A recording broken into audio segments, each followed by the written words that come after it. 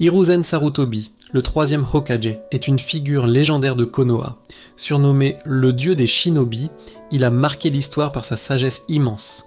Dans son bureau entouré de parchemins sacrés, celui qu'on appelle le professeur veillait sur le village avec une bienveillance paternelle et une rigueur tactique inégalée. Sa maîtrise des arts ninja était totale.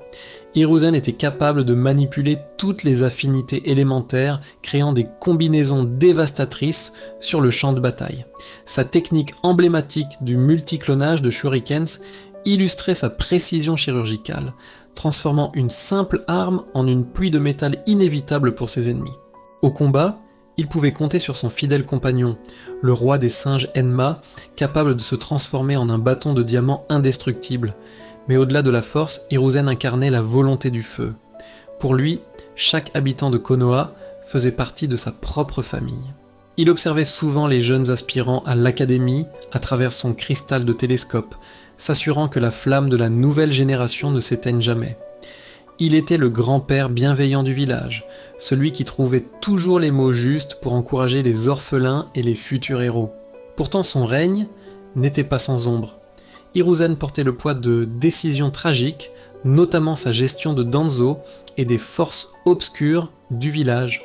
Le massacre du clan Uchiwa reste l'une de ses plus grandes blessures politiques, une complexité morale qui hantait ses nuits de vieil homme.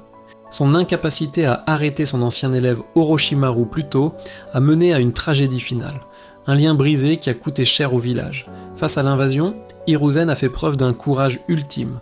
Son combat contre Orochimaru a montré qu'il était prêt à tout pour protéger ses enfants.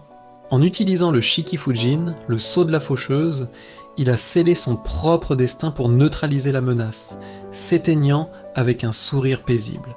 Hiruzen Sarutobi laisse derrière lui un héritage impérissable. Il n'était pas seulement un guerrier, mais l'âme même de la volonté du feu. Son sacrifice a permis à une nouvelle génération de fleurir, prouvant que même quand le vieil arbre tombe, ses graines continuent de grandir vers la lumière.